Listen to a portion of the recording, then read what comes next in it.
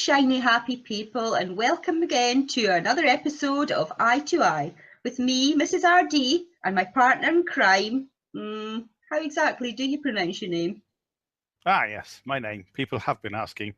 It's Ich dacht Angenectis. Okay, I'm just going to call you my Mr. Thought. How was that? Does it for me? First of all, viewers, I'd like to apologise for the cancellation of the naked mud wrestling. As promised last episode, Jeff P's received a bill for the powering of the electric universe and is now in a state of shock. He's having to sell his house and his body to pay for it. What's that noise? I'm eating pizza. Excuse me? Did your mother ever tell you it was rude to talk with your mouth full? Yeah. Stop it! I've none of that in here. Sorry. Shall we have a look at random debunk of the week? Yes. Moving right along. And the insanity of the 23rd of September. Ah, yes.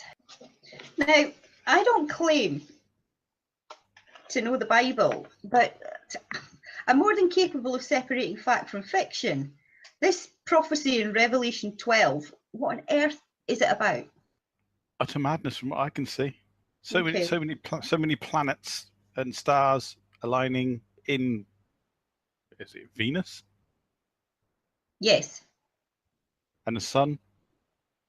And it's supposed to be a once in a 7,000 year happening. Well, that doesn't appear to be true at all. You break it down into the parts. Virgo is clothed with the sun the same time every year, so it's not anything spectacular. The moon is at the feet of Virgo roughly every 28 days. Again, nothing very unusual or spectacular. And the planetary alignments happen fairly often, at least 4 times in 1,000 years. And planetary alignments do not affect anything on the Earth whatsoever. End of.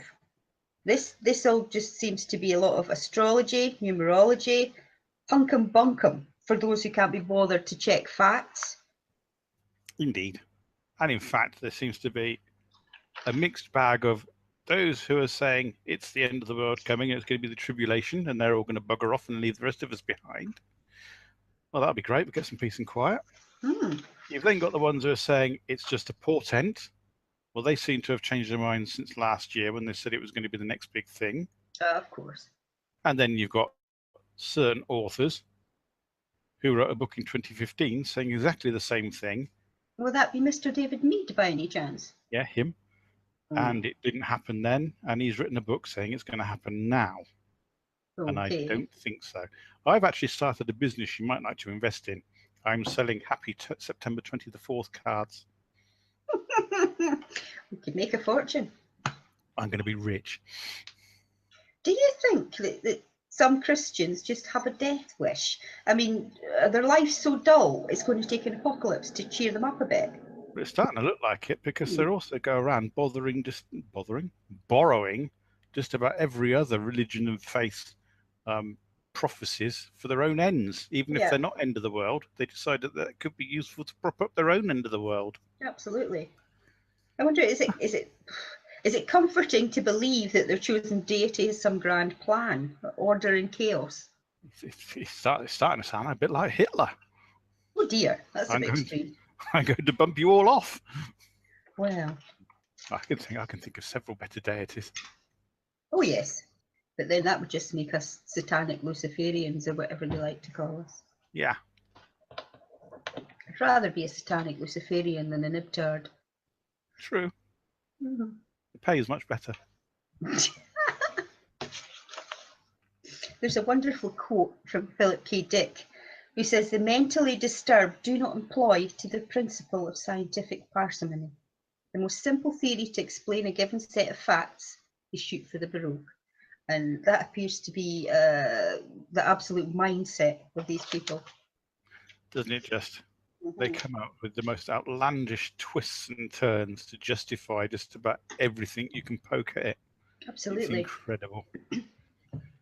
And, there's a host of wonderful stuff to watch if anybody is watching this video and is worried about what's going to happen on Saturday morning, have a look at videos by Nerd with Attitude. Dazza the cameraman has a video of a live stream discussion which is in depth into the planetary alignments and that kind of stuff. Dr. Keith Strong, the solar scientist, also has a video on it. And over the weekend, Anon's channel will be streaming live for anybody that has any questions, queries, or worries about the whole thing. All those links will be in the text box below. Yeah, lots of good information there. What's the weather for you today, Mr. Thought? It's slightly overcast, blue skies, bit of sunshine. It's coming to the end of summer, but it's quite pleasant. It's gorgeous, bright blue, cloudless skies here in sunny Scotland. Matthew's a bit bored with his weather forecast because it's just always too dark and too chemtraily. So he's decided he's going to do a pollen count report for us. Over to you, Matthew.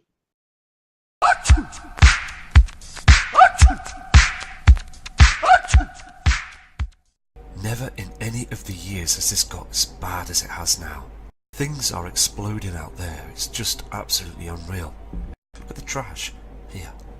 It's all finished, and Earth is ready for its pole shift. Gosh, thanks for that, Matthew. Welcome back.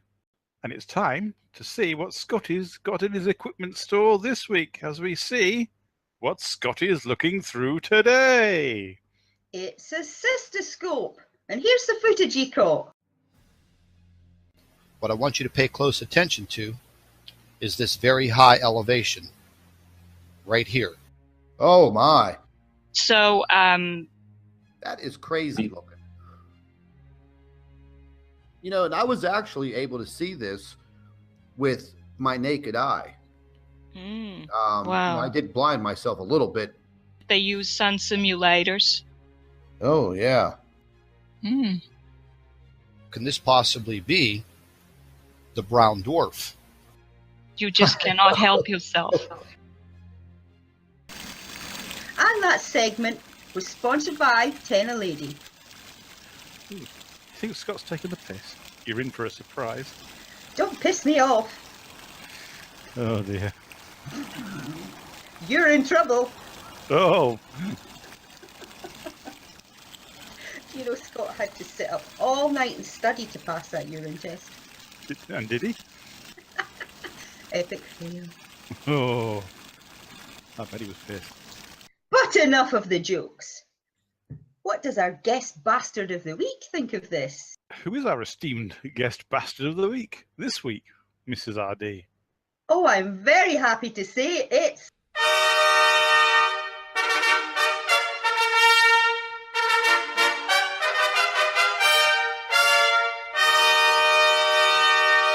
no other than Mr. Tony Harding! Woo!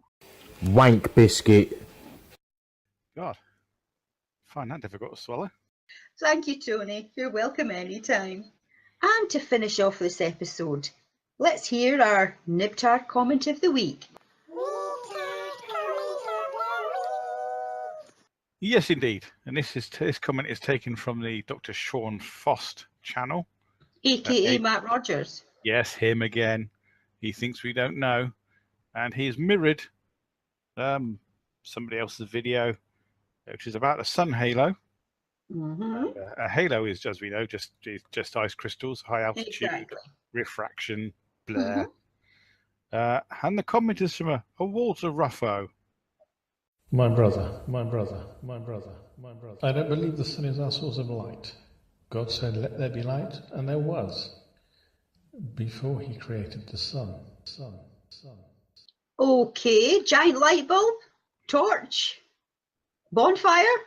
I have no idea. Probably a hologram. What a ridiculous statement. I know.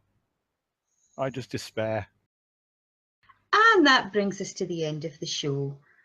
All that's left to say is goodbye from me, Mrs. RD. And goodbye from me, my Mr. Thought. Bye-bye. Sorry about slapping you earlier. Got a bit out of hand. It's all right. Can you bring a bullwhip next time. See what I can do.